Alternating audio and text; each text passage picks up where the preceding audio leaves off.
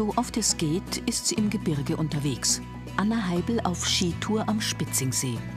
Wie in den Bergen geht sie auch im Leben nicht immer den direkten Weg. Ja, manchmal schlage ich Haken, das stimmt. Wie so ein Haus, wie so ein Schneehaus. Ja, also ich schlage Haken im Leben, das ist richtig. Manchmal ist eben wieder dieser Punkt, wo ich mir sage, Mensch, das darf mich wirklich interessieren, das will ich machen.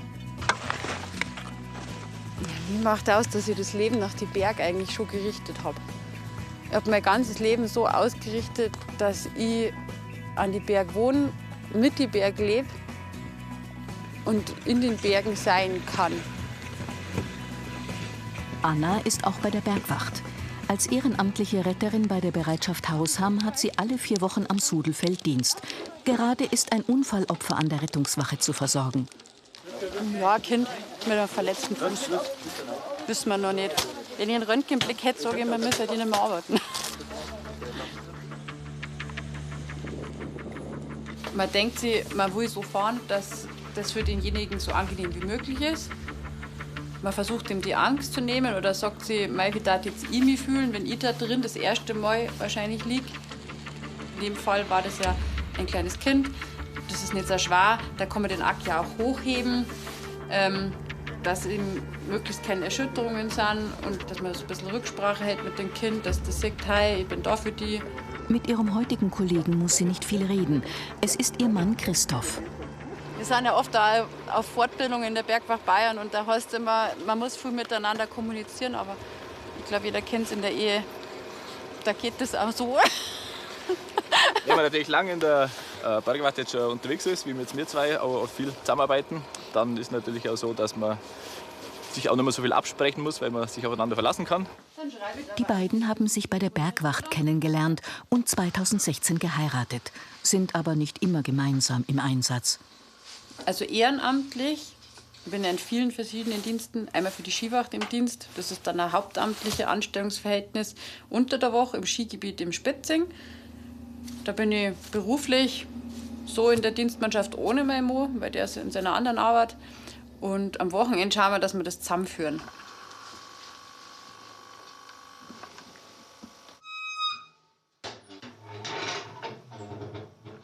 Anna mag die Kontraste. Nach viel Trubel schätzt sie die Zweisamkeit mit ihrem Mann daheim in Hausham.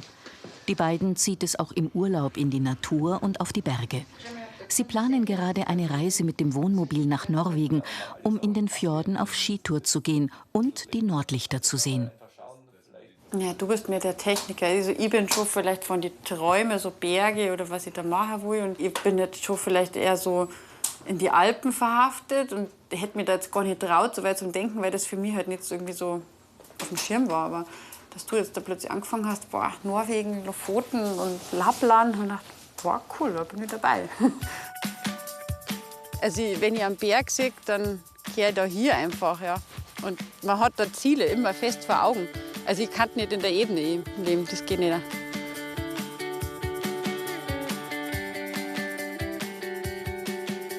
Man geht komplett in den Moment auf. Man denkt nicht an die Arbeit. Man denkt auch nicht vielleicht an irgendein Unglück, was passiert ist im Privaten. Also es gab Zeiten im Leben, da habe ich sicher, war ich nicht immer glücklich. Lieben funktioniert nicht immer. Dann geht was auseinander und dann bist du wahnsinnig traurig. Und für solche Zeiten war Bergsteigen noch wichtiger für mich, wie wenn es alles rund läuft.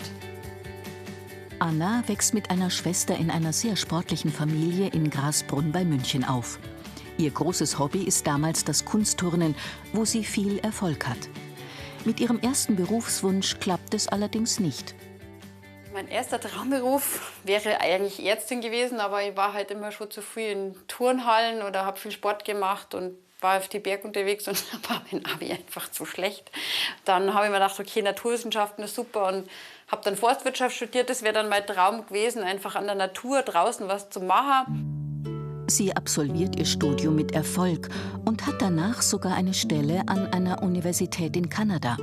Aber dann zieht es die zielstrebige Universaldilettantin, wie sie sich nennt, wieder zurück in den Chiemgau, die Heimat ihres damaligen Freundes. Sie beschließt, eine Schneiderlehre zu machen. Damals war ich noch in Aschau und habe mit der ganz lieben Frau da oben immer ein bisschen geschneidert. der Oma von meinem damaligen Freund und bin da so eingewachsen ins Schneidern. Das hat mir dann so Spaß gemacht, dass ich gedacht habe, naja gut, wenn ich jetzt nichts finde, dann mache ich das. Und dann habe ich das gemacht und dann bin ich da drin voll drin aufgegangen. Nach der Lehre bei einer Trachtenschneiderin in Miesbach legt Anna die beste Gesellenprüfung in Bayern ab und geht dann auf die Meisterschule. Ja, wahrscheinlich bin ich ein Perfektionist, da hast du schon recht. Ich mag es halt einfach gut machen und ich denke mir, mach's gut oder lass. Also das ist echt ein Spruch von mir. Also mach's gescheit oder lass bleiben. Als Trachtenschneidermeisterin bekommt sie eine Stelle an der Münchner Oper. Doch nach einem Dreivierteljahr macht sie sich in Hausham selbstständig und betreibt hier 5 Jahre lang ausschließlich ihre eigene Schneiderwerkstatt. Dann dachte ich, ja, man ist schon früh allein in der Schneiderei und ich bin ja doch ein Teamplayer. Und dann dachte ich, naja, so irgendwann einen anderen Job war noch gut. Und damals war auch die Zeit, wo ich mit der Bergwacht richtig angefangen habe und bergwachtmäßig dann einfach mehr Interesse gezeigt habe und damals auch noch meinen Rettungssanitäter gemacht habe, eben weil ich das Wissen vertiefen wollte, wie kann man Menschen noch besser helfen, wenn ich da allein vielleicht drin bin in der Skiwacht. Und durch den Rettungssanitäter bin ich dann ins Bayerische Rote Kreuz reingerutscht. Und das hat mir dann getaugt und da waren so viele Schichten zu besetzen, dass ich dann einfach gefahren bin und dann haben sie mich da angestellt und ich war ganz glücklich, weil ich auf alle Fälle meinen festen Job noch mal dazu gehabt habe, wo du daran versichert bist und einfach ein zweites Standbein. So pendelt Anna jetzt schon 5 Jahre lang zwischen ihrer Schneiderwerkstatt und der Rettungswache von Agatha-Ried. Bevor sie um 6:30 früh den großen Rettungswagen übernehmen darf, ist erst einmal die Kontrolle angesagt. Da schaut man, dass alles da ist und voll ist und ungefähr alles da, wo man das auch weiß und eigentlich immer ist. Dass nichts fällt, dass man dann, wenn man ausrückt, auch wirklich alles dabei hat. Und der erinnert doch irgendwie an ein Nähkästchen, dieser Medizinkoffer. Ja, hat seine Ähnlichkeiten, durchaus. Genau, hier ist auch viel mit Nadeln. Dann geht es Schlag auf Schlag. Das Frühstück muss ausfallen. Ein Einsatz folgt dem anderen. Man hat bei jedem Einsatz einfach schon so ein bisschen eine Aufregung. Man weiß ja nicht, was ist. Man fährt ja ins Ungewisse. Also klar haben wir eine Lagemeldung, aber das kann früh sein. Das geht man durch den Kopf durch. Und klar denkt man sich, mei, was das jetzt wohl sein wird und wie kann ich da am besten helfen. Ja, heute ist dicht. Ja, das heißt dicht. Ein bisschen was los, aber wir waren kurz an der Wache. Einen Schluck getrunken, ein bisschen gegessen und dann gleich wieder weiter. Das ist jetzt mein Frühstück um 2 nachmittags. Und es gibt wirklich Einsätze, die nimmt man schon manchmal auch mit heim und muss da schon was tun, dass die auch wieder weggehen. Anna hat ihren Weg gefunden, ihre vielseitigen Talente und Leidenschaften unter einen Hut zu bringen. Ich bin eine Kämpferin.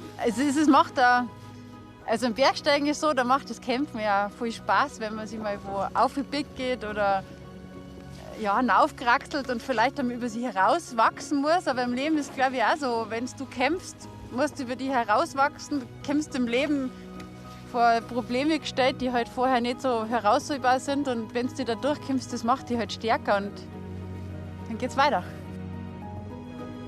Also im Moment bin ich echt ziemlich zufrieden, sehr zufrieden im Leben. Kann sein, dass ich mich vielleicht doch noch medizinisch noch weiter fortbilden will. Das kann schon noch sein. Im Privaten, ja, kann schon sein, dass ich dann auch noch den einen oder anderen Wunsch habe mit meinem Mo. Schauen wir mal, wo es hingeht und welchen Berg im Leben ich noch greife.